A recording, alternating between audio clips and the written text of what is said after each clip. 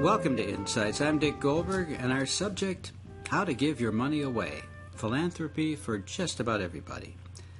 Most of us are deluged by mail requesting financial support for what seems like lots of good causes. How do you decide which to pick, how much to give, or should you throw all that stuff away? Maybe have a totally different approach. With us to help sort through this are two experts. Boris Frank, who over his 35 years of consulting nonprofits on fundraising and organization, has worked with over 500 agencies, and he's seen philanthropy from all sides. Also with us is Kathleen Woit. She's, after many positions in this field, the president of a $135 million charitable trust, the Madison Community Foundation. She helps many individuals and entities give their money away. Thanks for being with us. Pleasure. Pleasure. Either one of you can jump in on this question, a tough one. Are Americans as a group generous, philanthropic people? I have the statistics right off the internet. I was hoping. Yes. That's very unpretentious of you. America as a country is sixth in the lineup of countries who are philanthropic, and 39% of Americans are giving. 30 and 61% are not. Interesting. That is correct. Do you have any idea what percentage of income people give, how much they give away a year, what they make?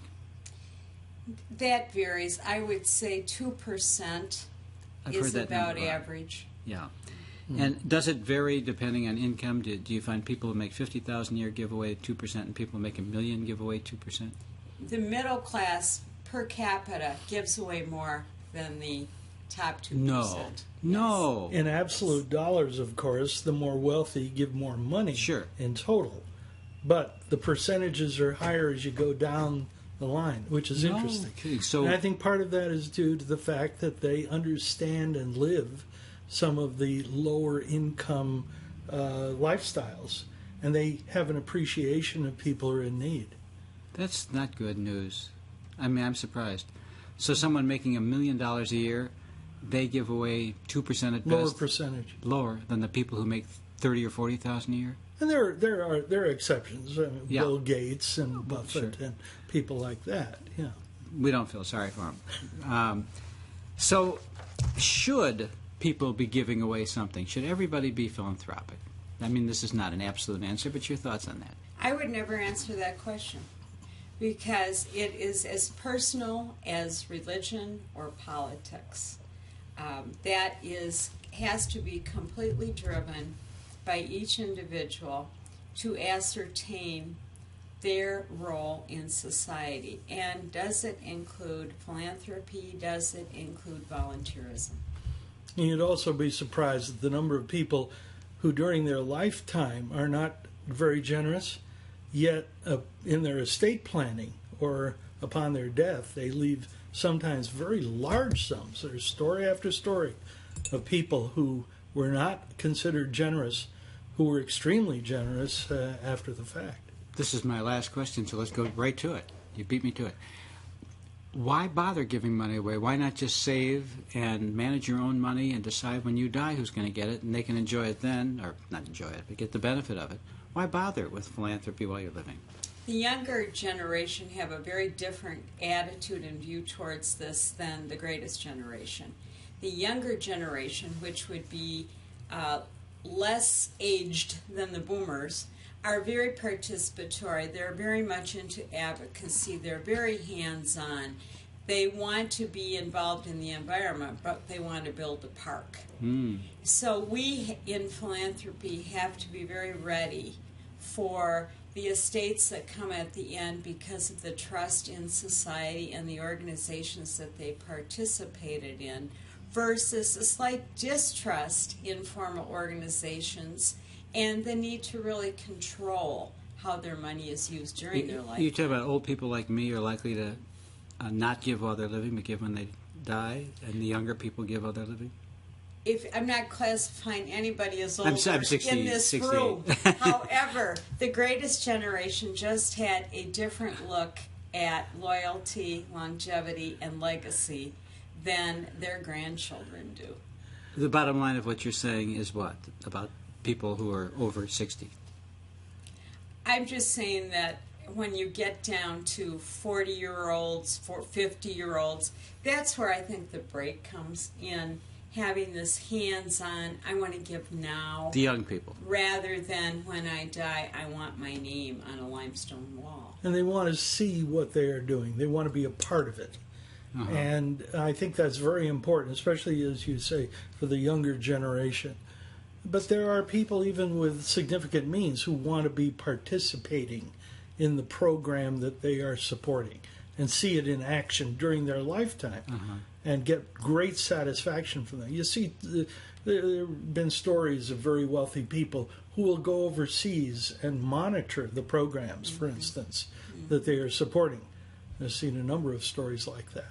Okay, and again, you're saying if you're, let's say you make your bucks in the internet when you're 32, you're more likely to be an activist, philanthropist, than someone 30 years ago who made money when they were 32. Absolutely, absolutely. And you may, if you are younger, really need to be on the board of governors or the board of trustees so that you really can have a part in the vision of the organization as well as the policies and programs. What's that about? Why would younger people want to be more involved than people who were born in the 40s and 50s? Because the world is so much more complex. It's changing. It's really changing.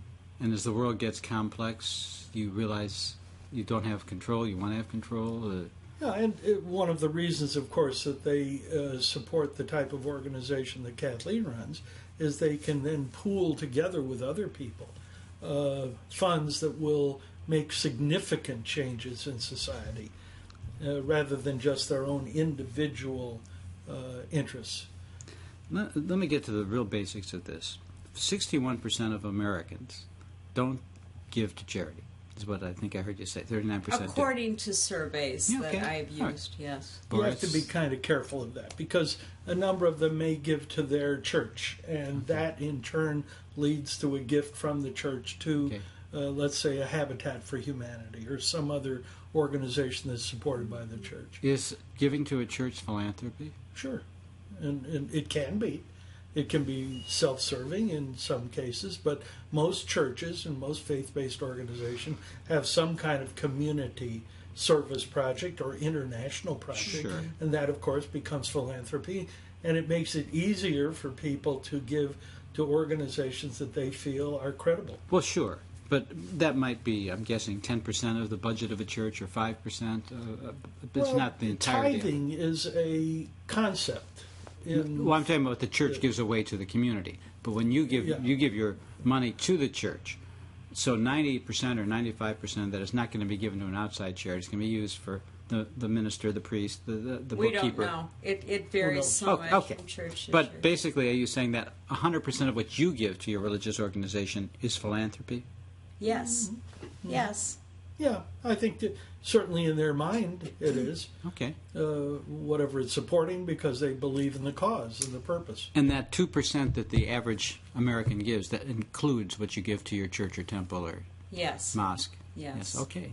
Any idea, this is getting pretty picky, you might not know this, but of that 2% of income, how much of that is religiously designated? Is that a big bulk? Is that a big part of what people give? I would say in my 30 years experience, people still give to what I would call traditional organizations like their college and their church, yes. Okay, so that's a big part. Yes. Why? Church, I can certainly, this would be a silly question to ask this about churches and temples, but in general, why give money to charities? What do you get out of it if you write a check and just send it off? Why should you do it? Well, most support is because they believe in the cause. You hear people say, well, tax benefits have a great role to play. Not really. Why not? It's because most people give for the purpose, for the cause. They're passionate about the cause. Tax benefits may be a secondary benefit to them. but it is usually not the primary benefit. They're passionate about the cause. Let me ask you a question to which I think I know the answer. You don't make money by giving money away, do you? That's an interesting question. I think. Come on. I think there is an underlying yes to that answer, because those of us that are very active in the community, and it makes up a whole lot of different people. You have state employees, university employees, the business community, a lot of retired individuals, etc. And I think it's safe to say that if you're networking in your community and you are in business, it would seem to me that there would be a connection. Oh, okay. So other not benefits. overt, but it's a networking connection. It's a social never thought of that. network connection. And many people volunteer and are on boards because they want to feel the fiber of the community. And those benefits can be financial. Sure, they can. Well, I was really being more simplistic than that. You're thinking more complexly than I meant the question. I meant if you give away $1,000 to a charity, do you make money by doing that? Because you save thousands in taxes by giving away $1,000. No, not $1,000. So it's a myth. I mean, when people say, "Oh, sure, that rich guy gives away money because he gets such tax benefits, he makes money giving money to charity."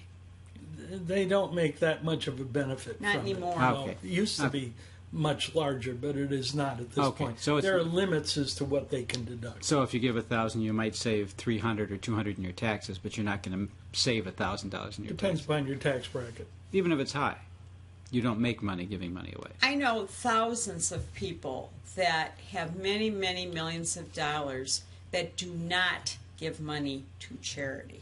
So I would say the tax benefits cannot be that great for everyone. Okay, I'm the interviewer here, but I'll put on my MBA finance hat to tell you, no. You get some of that back from the government. They'll never give you 100% of what you gave away. They'll give you some part of it back. So they subsidize some of your giving, but it's still philanthropic. When you I think it's money. partially what Kathleen was talking about. There's an intangible benefit. Yes. That you are a giving person. You are a giving company. You're giving back to the community. You hear that a lot. I give back to the community. And that reaps reward for individuals and for corporations. The giver? Sure. The giver. In terms of goodwill and being supportive. And those are people. I live in a community where there's a market where they give just a lot of funds, a lot of money away, but they also are good community citizens in the best of the sense. And people shop there specifically because they are such good community supporters. Interesting. So they're giving out of goodness and also out of selfish economic interest in a way for image building. Yeah, and I think, frankly, in that particular case, it is more out of goodness. They're eleemosynary. I've always loved that word. Wow. They're supportive. Very interesting. There really are two budgets in a company, a large company. There's a marketing budget and there's a charitable budget. And I think we who are in the field are very clear about whether a company is giving us marketing dollars or charitable dollars. How do you know? And they're very clear about it. They'll say, we're going to underwrite this program because our focus is children in our company. So this children's program will be a good marketing project for us. And so it helps the organization both ways. It's public relations, it's charitable. If they say, we are giving to you out of the foundation because we believe in your mission, that's a whole nother story. Yeah, the marketing budget, there's a quid pro quo usually of some kind. Okay. Yeah. We still haven't gotten to that deep question I want to get to. The person who writes a check, not a corporation, not someone who's going to get marketing benefits and public image for their company, but John Smith, who writes that check for $200 to some homeless cause, homeless center. What does she get out of doing that? Okay. There are tipping points in a person's life, whether it be the birth of a grandchild, the graduation of a son, the death of a spouse. Something happens. Maybe they sell their company, and all of a sudden they're saying, aha, now I understand what it means to give. So I'm going to give a gift in memory of, or in honor of, or because I have been fortunate enough to have good employees in a good community. I'm selling my company. I want to give back. That almost always, I know of no exceptions myself, where that tipping point happens. What brought it about? Just the sale of the company? Something happens. The means suddenly. Yeah, all of a sudden. Yeah. Okay. They realize they don't need all this money for their life. The millionaire next door is witnessed at Madison Community Foundation almost weekly, where someone will come in, maybe a couple. I will not know them, which is fine, of course. And they'll come in and they'll say, I just inherited money from my father. I had no idea he had as much stock as he had. I am 65 years old. I do not want to change my lifestyle. I do not want to set up a private foundation. So I am going to come here and talk to you about how I can use this money in a charitable way. You'd be surprised at how many people... Okay, that's the conversation I want to have with you, but I want to start not with the rich person who inherited a lot of money or made a lot of money, but with the average person who might be listening who, let us say, I don't know, the average income in the U.S. for a household might be $60,000 for a household. Less, of course, for an individual. Let's talk about the household where the income is $65,000, $70,000. And the person feels, I should give something, I've got my basic needs met. How do they begin? Some of the people, it is in their budget as part of the year. That's not terribly common. But at the end of the year, that's why you see a lot of year-end giving. People will come to the end of the year and they will see, gee, we have some disposable income. We can buy the presents for the kids. We can take care of whatever the holiday gifts are and all that. But we have this amount of money available to give to causes that we feel passionately about. And I'd like to really emphasize that. Yes, they may have the means, but they still will make their decisions based upon their interests. Okay. In the open, I talked about mail we get asking for money. And I must get $30 a week. Yes, you probably do. But for me, Boris, I'm not like that. I think that sounds good. Oh, that sounds important. I see this homeless shelter. These people need food because they don't have enough to feed their family. These people need some help with a job. I mean, there's so many good causes. Those are your passions. But there's too many. I can't give to all of them. Of course. You have to make decisions. And in terms of what you give, and there are different ways of doing that. Some people give large amounts to one or two causes that they feel very strongly about. Others spread it out over many different organizations. Okay, so I'm coming to the two of you, two experts, and I say to you, I haven't been philanthropic in my life. Truth is, I'm 47 and I've never given any money away. I want it all for me. Now, I don't know, I saw, what's that Christmas movie that they play every Jimmy Stewart. Life. I saw that and it's changed me. Right. And I realize I have to give away. I've been a selfish guy. But I don't know where to begin. I don't know what I believe in. I'm going to give away, I make $100,000, I'm going to give away $2,500 a year. Why don't you begin in your own community? Okay. That's where I would start, because that is the core of your heart and soul. Okay. So you look at a focus area. Let's say it's food pantries. Let's say it's the homeless. Let's say it's animals or the arts. You really do need to focus. And when you have focus, then you decide which of those organizations might you volunteer for. I'm talking about cash, Kathleen. I'm talking about cash. Yeah, but I mean, you got to go through this process about, if I had extra time, who would I really get close to? And that tells you what you care about. Who do I feel so strongly about that I know more than average about them? And then you start writing a check. You will change your mind over time, most likely, because as you get older, you will learn more, you will become more involved in your community. You may join service clubs where you learn more about it. But the important thing is to begin, and not to say, like we all do, we get 100 solicitations a week, and oh my, what do we do?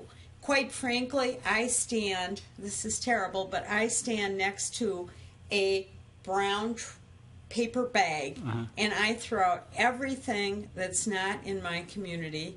I throw out everything that I have never given to, and I just say to myself, I already know who I'm giving to. I Usually already unopened. know that. Usually Unopened. unopened. I don't even look at them. Well, Boris, do you agree with the notion you stay in your community? I mean, what's wrong I with think giving of it as money to a... concentric circles. What about Africa? There's so many people that your I think of $100 could do so much more for than here in the Well, U.S. first I do start here, thinking concentric circles. One think here first, then I'll maybe expand it to the state, maybe to the country, then thinking internationally. There may be some internationally that'll be high on my list. Again, it's what are my interests, and there's another factor. Which organization that I give to will use my resources most effectively, most efficiently, and not waste them? What would waste be? An example. Give me an example of waste. Overhead and indirect costs being much too high, for instance. Okay. They're not following best practices in terms of the profession of running a not-for-profit organization. High turnover at the top. Board dysfunction. Debt is really not popular at the moment. Overspending because the board isn't doing good stordship. Isn't there some number, efficiency, what percentage? 20. You really should try to stay 20% expenses, And 80% back to the back to the cause. organization. Some of the national watchdog agencies use 65% should be going to program, 35% To is run the it. maximum for administrative and fundraising overhead. Okay. I think that's high. Very high. I agree with Kathleen. 20. I think 15 to 20% is. I always try to aim for 15. Okay, not to pitch any one agency, but can you give me an example of some national agency that's really efficient as an example? Salvation Army claims to be very Habitat, low. maybe, Habitat also. is Well, another. how efficient are they? 10%? 5%? Oh, we can't put a figure No, on it's hard it. to say. I've heard that a typical United Way is somewhere in the 15% Right. range. And how do you get this information? There are watchdog agencies that do monitor this and So review. you Charity Google. Navigator, or Better Business Bureau, others Oh, like that. Charity Navigator. Chronicle of Philanthropy, our trade magazine, has article after article about salaries and best practices. Okay, but the person listening is not going to get this trade magazine. They're No, going to go. but They're going to go You Google go something. online. Okay, Sure. and Google Yeah. charity efficiency. What would you Google? We need a magic word to Google. You can actually pull up on GuideStar the 990s of any charity you want anywhere. You have to be able to understand it and read it and interpret it. But there's information that you can get to do that. And it's just... You can look at They're their out there. audit. You can ask for any of that. These are public charities. Okay, and so what I'm hearing is if it's under 65%, then you're Well, it spending. has to be that for sure. Yeah. One other little rule I personally have is if they have a Fifth Avenue address or DuPont Circle address or Peachtree Street, I throw it out immediately. Why is that? Because I don't want to pay for the local chapter and then pay their overhead to the national chapter. I just can't do it anymore. That's another reason for thinking locally first. They're Because more- many of the big national organizations have a local chapter. And the question is, how much is staying in the community? Well, you know, what you're saying is certainly worthwhile. It's important, but I would like a little more specific help. So I'm making 100,000. You're saying, think, what is your passion about charity? I need some guidance here from Aunt Catherine, Uncle Boris. My first What- question usually is relatively simple. What are you interested in? What are your Okay. interests? Well, let's play it out. And going back to what Kathleen said before, what are your interests? Okay. Animals or I see. what is it? Is it Well, counsel me, would you? My interests are helping people who are trying but not making it, helping people who had a bad break in life, they're born to poverty or tough situation, but not enabling people to get money and do nothing. let's take a look at the organizations in our community that are dealing with that Okay. and learn more about them and how they operate and are they effective in terms of what they're doing. There are some organizations that are really in crisis and on the line. There are times when hunger is a huge issue. Shelter is a huge issue. And there are people and organizations in dire consequences, and they do not have the resources that are needed to do more and more with less and less. Okay, Maybe so I can help them with that. You don't know that you're talking to a lazy philanthropist. Then you call the Madison Community Foundation or United Way. What about whether you're in Cleveland or you can't call the Madison Community Foundation in Cleveland?